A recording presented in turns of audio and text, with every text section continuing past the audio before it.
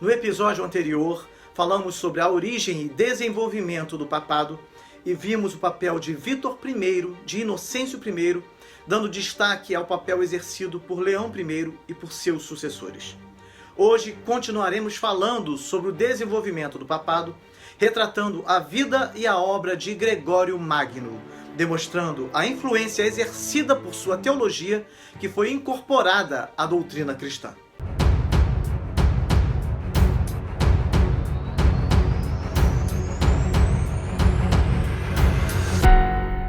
Como foi dito no vídeo anterior, o desenvolvimento do papado, iniciado com Vítor no século II, só viria a terminar no século VII com Gregório o Grande. Não deixe de assistir ao vídeo anterior, pois ele vai te ajudar a compreender melhor o contexto histórico daquela época tão turbulenta.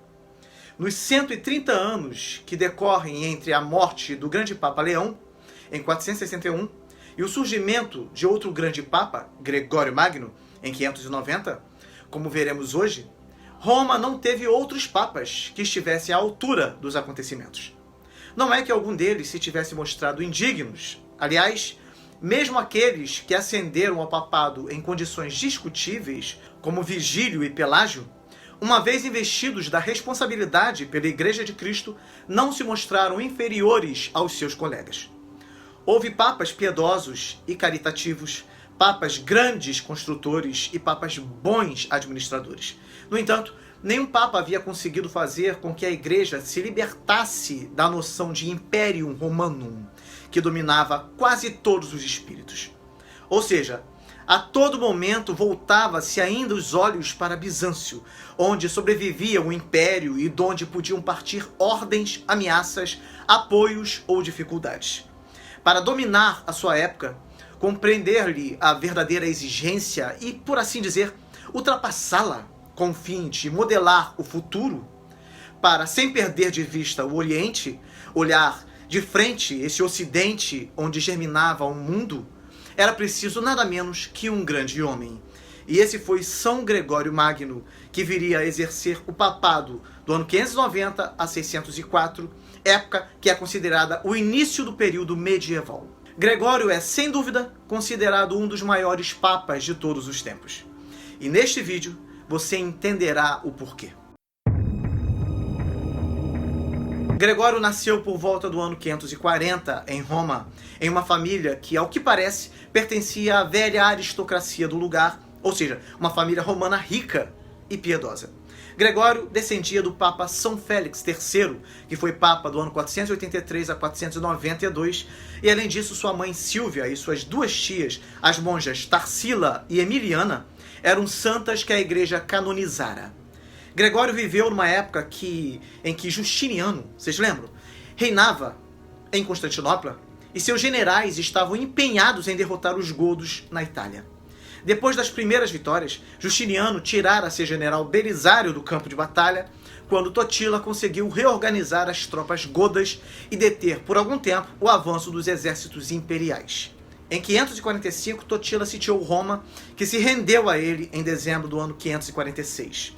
Quando os godos entraram na cidade, o arcediano Pelágio, o mesmo que depois seria papa, saiu ao encontro do rei vencedor e lhe suplicou que respeitasse a vida e a honra dos vencidos.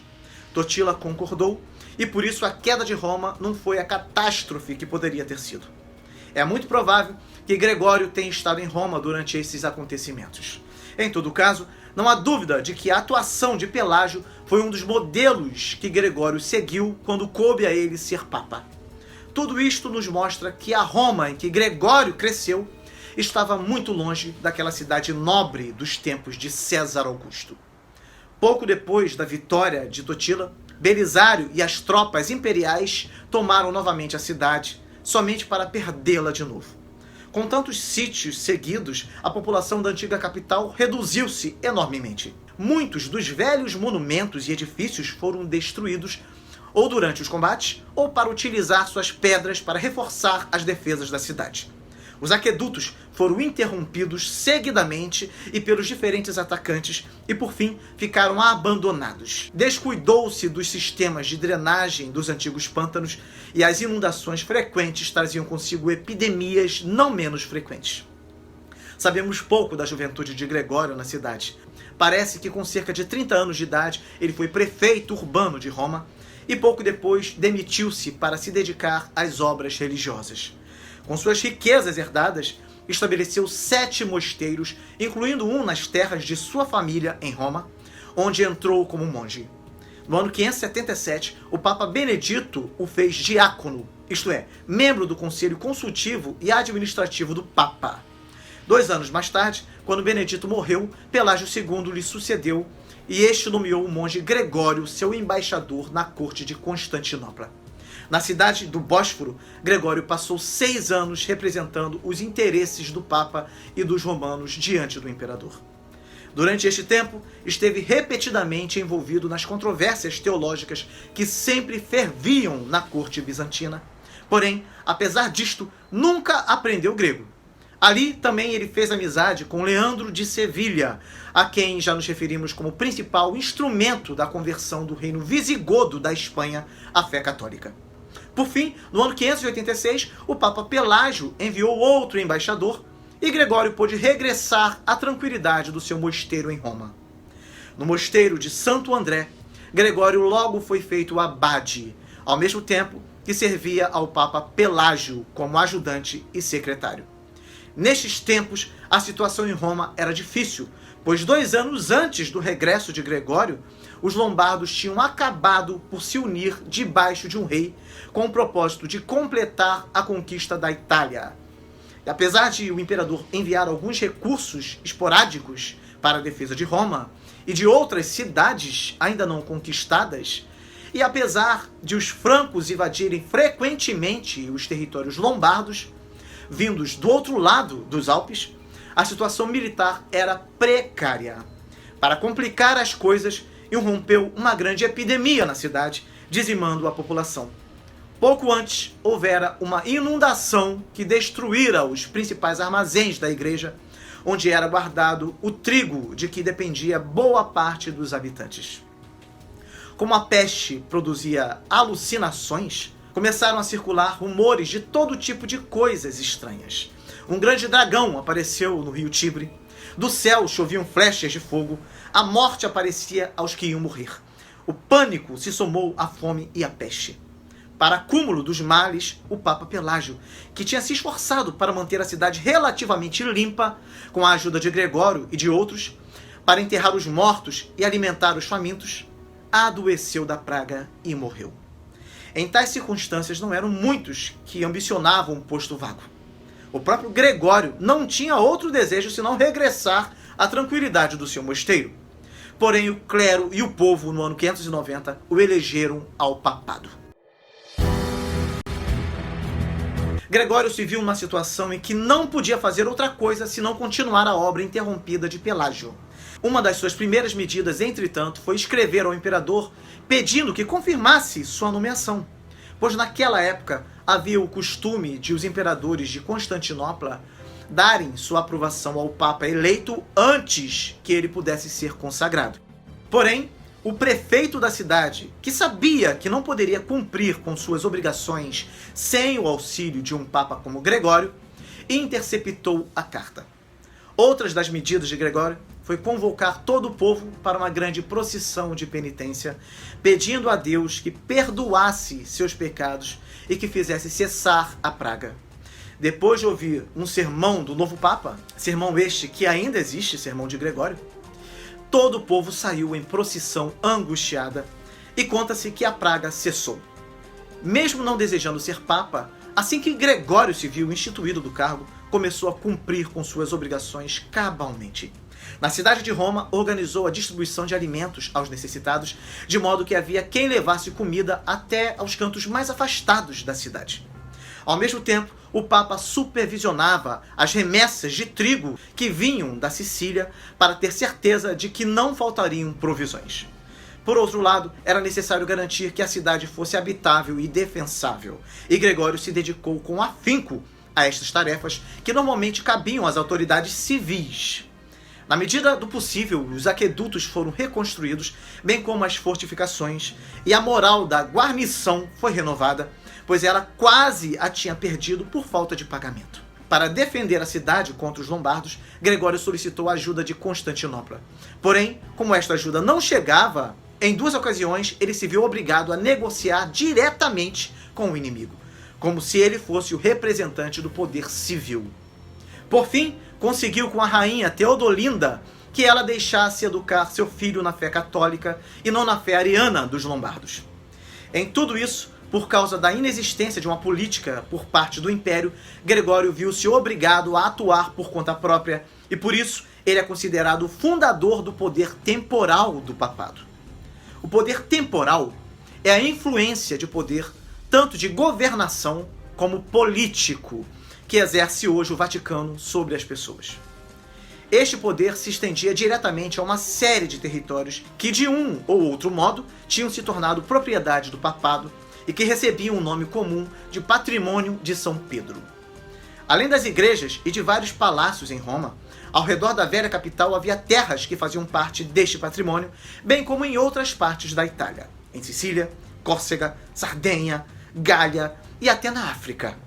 Como proprietário de todas essas terras, o papado gozava de enormes riquezas, e Gregório pôs este recurso a serviço da grande tarefa de alimentar o povo romano. Apesar de não lhe pertencer o governo da cidade de Roma, Gregório viu-se obrigado a exercê-lo. Este precedente, junto com a decadência do poder imperial na Itália, fez com que, com o passar do tempo, os sucessores de Gregório ficassem sendo donos e governantes da cidade de Roma e arredores. Consegue perceber? Algum tempo depois, perto do fim do século VIII, alguém falsificou um documento, a chamada Doação de Constantino, que pretendia que o grande imperador tivesse doado esses territórios aos sucessores de Pedro. Em Roma, além de se ocupar com as necessidades físicas do povo, Gregório dedicou também seu tempo à vida da igreja. Ele dava muita importância à pregação, razão pela qual dedicou boa parte dos seus esforços pregando nas diversas igrejas da cidade e assegurando-se que todo o clero desse atenção especial à pregação. Os luxos a que alguns tinham se acostumado foram proibidos, assim como pagamentos excessivos que alguns clérigos recebiam por seus serviços. Além disto, Gregório adotou medidas em favor do celibato eclesiástico, que paulatinamente tinha se generalizado na Itália, mas que muitos não cumpriam. Como bispo de Roma, Gregório se considerava também patriarca do Ocidente. Sem reclamar para o papado a autoridade universal que Leão tinha definido antes, Gregório fez muito mais que seu antecessor para aplicar esta autoridade em diversas regiões. Na Espanha, ele deu apoio às medidas que seu amigo Leandro de Sevilha e o rei Recaredo tomavam em favor da conversão do país do arianismo para o catolicismo. Na verdade, foi ele quem interpretou assim a rebelião de Hermenegildo, a quem nos referimos antes, que logo foi considerado mártir da fé ortodoxa, sendo que mais tarde apareceu o culto a São Hermenegildo. Na África, o principal problema não eram os arianos, mas os donatistas, cujo cisma ainda perdurava. Na época de Gregório e graças às conquistas de Justiniano e de seu general Belisário, todo o norte da África fazia parte do Império Romano. O Egito estava sob a jurisdição do patriarca de Alexandria.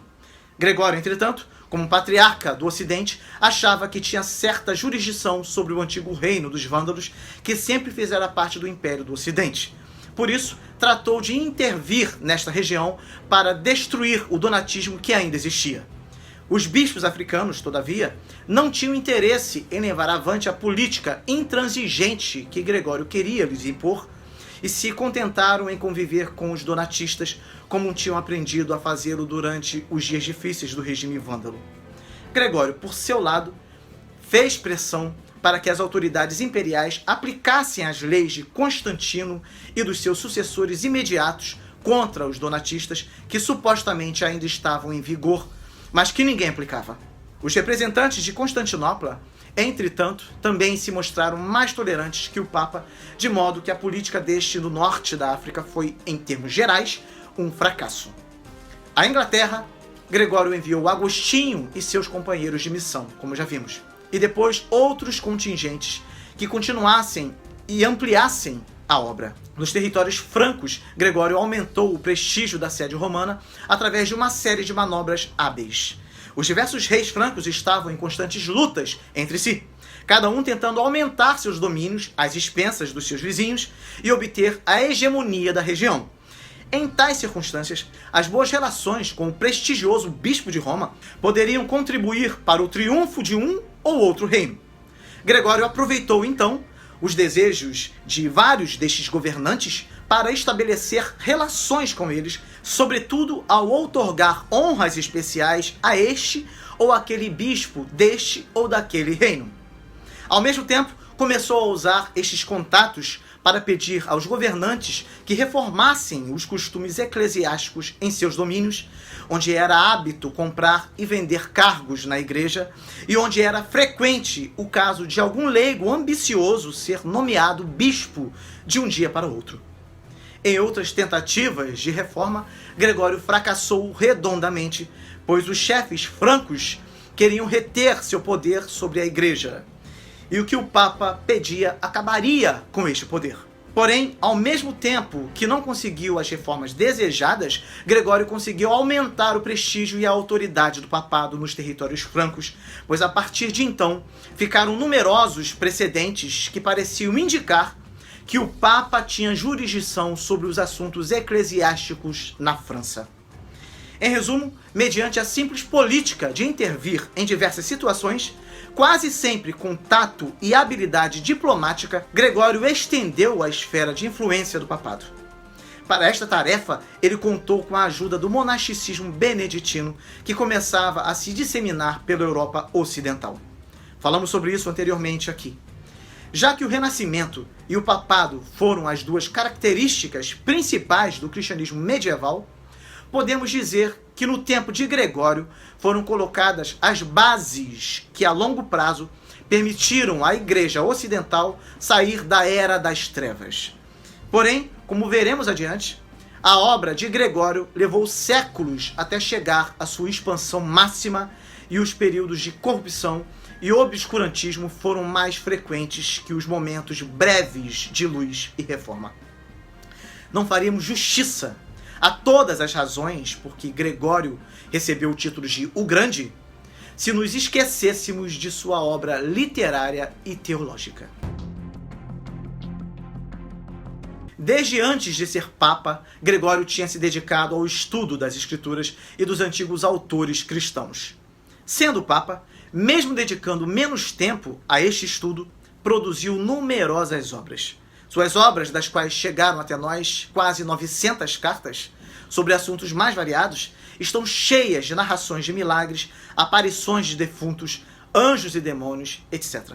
Além das cartas, ele encontrou tempo para escrever uma obra literária considerável. O comentário sobre Jó, o livro da Regra Pastoral, a obra Diálogos, que é uma coleção de 4 livros de milagres, sinais, maravilhas e curas realizadas por homens santos, geralmente monges, da Itália do século VI. O segundo livro é totalmente dedicado a São Bento. Também escreveu o comentário sobre o primeiro livro de Reis, diversos sermões, e além disso deve-se a Gregório a primeira grande estruturação e unificação do chamado cantochão, a música sacra cristã que tem suas raízes em tradições musicais judaicas de recitação salmódica, ou seja, seus textos eram retirados sobretudo do livro de Salmos. E esse tipo de canto passou a se chamar de canto gregoriano. Através destes escritos, ele fez sentir seu impacto sobre todo o pensamento medieval. E é exatamente aí que eu quero chamar a sua atenção. Gregório não era um pensador de altas esferas, nem um comentarista original das Escrituras. Pelo contrário, ele achava que deveria ser evitado por todos os meios possíveis o que parecia ser original ou novo, pois não é tarefa do mestre cristão dizer algo novo, mas repetir o que a igreja tem ensinado desde seu nascimento, e por isso somente os hereges são autores ou pensadores originais. Você pode até pensar que esse pensamento é radical demais. No entanto, muitos, por repudiá-lo, enveredaram-se por novas interpretações, trazendo um ensino novo e levaram muitos a tropeçarem em inúmeras doutrinas. Tá? Então, isso tem acontecido muito em nossos dias, não dá para negar. Com os falsos mestres, falsos profetas, que dizem receber de Deus as mais absurdas revelações que não encontram nem base bíblica e nem base histórica. No entanto, Apesar de pensar assim, Gregório não agiu assim. Ele se conformava em ser o porta-voz da antiguidade cristã, seu intérprete para tempos presentes. Bastava-lhe ser discípulo de Agostinho de Hipona, e mestre dos ensinos deste. E Santo Agostinho não elaborou sua doutrina do nada, é claro que não. Ele o fez procurando interpretar os ensinos trazidos pelos apóstolos, sobretudo através da teologia paulina. Mas Santo Agostinho não era infalível. A Bíblia sim. Ninguém mais. Sobretudo quando o que está em jogo são especulações. Portanto, como já disse outras vezes, nós não podemos assinar embaixo em todas as declarações trazidas pelos grandes mestres e doutores da Igreja. Nosso compromisso é com as Sagradas Escrituras. Muitos destes grandes teólogos divergiam em relação a algumas doutrinas. E como a revelação divina é progressiva, pois Deus foi se revelando através de todas as Escrituras ao longo da história, o entendimento que temos hoje é maior do que aqueles grandes homens tinham no passado. É claro. Ainda assim, a revelação de Deus nunca irá contra ela mesma. Daí, se desejamos saber se determinada doutrina é bíblica ou não, devemos compará-la com as demais doutrinas trazidas pelas Sagradas Escrituras, que foram ganhando luz ao longo dos séculos, mas que nunca, jamais, de forma alguma, trouxeram um entendimento contrário ao que já havia sido revelado anteriormente. A revelação é progressiva, mas nunca contraditória. No caso de Gregório, ele se contentava em ser discípulo de Agostinho de Hipona, trazendo seus ensinos aos seus discípulos. Porém, os séculos não passaram em vão. Um abismo enorme se abria entre o bispo de Hipona e ele. Apesar de toda a sua sabedoria, Gregório viveu em uma época de ignorância e, em certa medida, tinha de participar desta ignorância. Veja bem, somente por considerar Agostinho seu mestre infalível, Gregório já estava torcendo o espírito do seu venerado mestre, cujo gênio residia, pelo menos em parte, em sua mente inquieta e suas conjecturas arriscadas. O que para Agostinho não passava de suposição, para Gregório passou a ser certeza. Assim, por exemplo, Agostinho se aventurara a dizer que talvez houvesse um lugar onde os que morressem em pecado tinham de passar por um processo de purificação antes de entrarem na glória. Baseando-se nessa conjectura de seu mestre, Gregório declarou que indubitavelmente existe este lugar e começou a desenvolver a doutrina do purgatório. Na tentativa de interpretar o grande Agostinho de Hipona, veja só o que Gregório fez. No que se refere à doutrina da salvação, Gregório deformou e até transformou os ensinos de Agostinho. As doutrinas agostinianas da graça irresistível e da predestinação passaram despercebidas nas obras de Gregório, que dedicou sua atenção à questão de como podemos oferecer a Deus uma satisfação pelos pecados que cometemos. Ele chegou erradamente à conclusão de que essa satisfação oferecemos através da penitência, que consiste em arrependimento, confissão, pena ou castigo. A estas três fases se junta a absolvição sacerdotal, que confirma o perdão que Deus já conferiu ao penitente. Os que morrem na fé e em comunhão com a igreja, mas não fizeram suficiente penitência por seus pecados, vão para o purgatório, onde passam algum tempo antes de ir para o céu. Uma das maneiras de os vivos ajudarem os mortos a saírem do purgatório é oferecer missas em seu nome. Para Gregório, a missa é um sacrifício em que Cristo é imolado de novo. Isso contraria a afirmação do próprio apóstolo Pedro, no capítulo 3, versículo 18, de sua primeira epístola, em que ele diz: pois também Cristo morreu uma única vez pelos pecados, o justo pelos injustos, para conduzir-vos a Deus, morto sim na carne, mas vivificado no espírito. Portanto, essa ideia da missa como sacrifício, que talvez poderia ser deduzida de alguns textos de Agostinho, mesmo que forçando-os, é parte fundamental da devoção e da teologia de Gregório. Conta-se que quando Gregório ainda era abade de Santo André, ficou sabendo que um dos seus monges, que se chamava Justo, que estava à beira da morte, tinha escondido algumas moedas de ouro. A sentença de Gregório foi dura. O monge pecador morreria sem escutar uma palavra de perdão ou consolo e seria enterrado em um monte de esterco, junto com o seu ouro. Depois de cumprida esta sentença, E para a salvação da alma de justo, Gregório ordenou que durante os próximos 30 dias a missa do mosteiro fosse lida em memória a ele. Quanto engano, não é verdade? Findado esse período, Gregório declarou que, de acordo com a visão que o monge Copioso tivera, Copioso era irmão do falecido Justo, a alma de Justo tinha saído do purgatório e estava agora na glória. Mérito somente humano. Dos esforços humanos, na oração e persistência, penitência dos homens, para que a alma agora de Justo estivesse na presença de Deus. Tudo isso não foi invenção de Gregório. Era mais parte do ambiente e das crenças da época. Porém, quando os antigos mestres da igreja haviam se esforçado para evitar que a doutrina cristã fosse contaminada com superstições populares, Gregório simplesmente aceitou todas as crenças, superstições e lendas da sua época como se fossem verdade evangélica. Quando, com o correr do tempo, a produção literária de Gregório passou a ter a mesma autoridade que tinha tido a de Santo Agostinho, boa parte das crenças populares do século VI foi realmente incorporada à doutrina cristã. Esse foi um grande estrago à Igreja de Cristo. Um terrível legado para a Igreja cristã. Diante de tudo que vimos, Gregório foi considerado grande porque, quando assumiu o pontificado em 590, a situação era angustiante. Ele se viu cercado pelos lombardos, abandonado pela autoridade bizantina, o imperador do Oriente, onde as desordens haviam recomeçado após a morte de Justiniano. A Itália estava entregue à pilhagem e a uma violência de que os lombardos não eram os únicos a dar exemplo. Todos os anos havia a cidade em chamas, as estradas não ofereciam segurança alguma, e rebanhos de cativos eram reduzidos à escravidão e levados de corda ao pescoço, como matilhas de cães. No norte, o arcebispo de Aquileia, sob o pretexto de que Roma tinha sido muito indulgente para com os hereges monofisitas, rompeu a comunhão com o Papa e o seu cisma provocou inúmeros e penosos incidentes na igreja. 3/4 da cidade de Roma estavam vazios, o que era aflitivo para quem se lembrava do passado. No ano anterior, não se contavam senão catástrofes. Inundação do Tibre, celeiros destruídos, fome. Ainda por cima dos animais rebentados e impelidos pelas águas, soltavam-se fedores pútridos e começava a graçar uma terrível peste de que o Papa Pelágio foi uma das primeiras vítimas.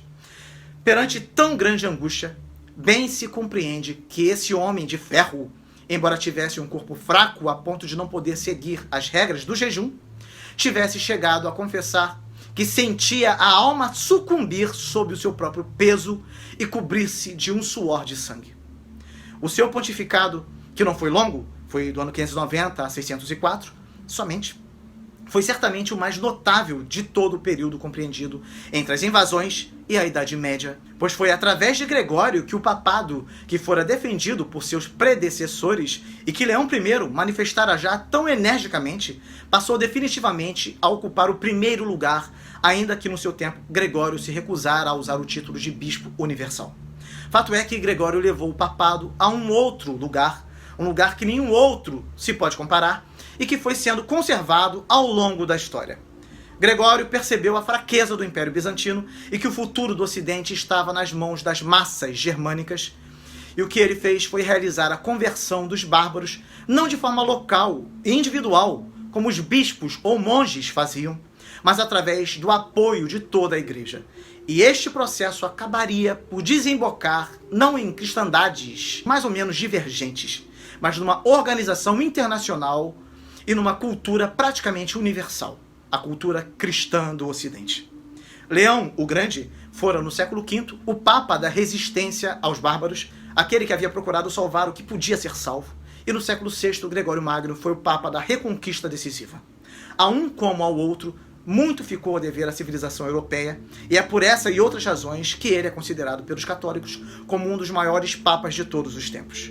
Porém, quando analisamos toda a influência exercida por ele através das heresias que defendeu e que foram incorporadas à doutrina cristã, percebemos claramente que todo esforço para unir a igreja naquele momento tão caótico faria surgir, com o passar dos séculos, outras heresias no seio da Igreja de Cristo, e os conflitos doutrinários tornaram-se tão constantes que acabou, somado a outros fatores, resultando no que ficou conhecido como Cisma do Oriente, no ano 1054, que resultou em duas vertentes: a Igreja Católica do Oriente, ou Igreja Ortodoxa, com a sede em Constantinopla, e a Igreja Católica Apostólica Romana, com sede em Roma. E o crescimento das heresias, principalmente a partir do século XII, como veremos, foi uma demonstração da insatisfação popular com o acúmulo de poder da Igreja e, além disso, antecipou os movimentos da Reforma Protestante. Um legado de Gregório Magno. No próximo vídeo falaremos sobre os sucessores de Gregório Magno. Diga o que você achou desse vídeo também. Deixe o seu like e compartilhe e se inscreva no canal, caso você ainda não seja inscrito, para que você possa estudar a Bíblia versículo por versículo e a história do cristianismo em ordem cronológica conosco. Que Deus te abençoe muito e até o próximo vídeo com a graça de Deus.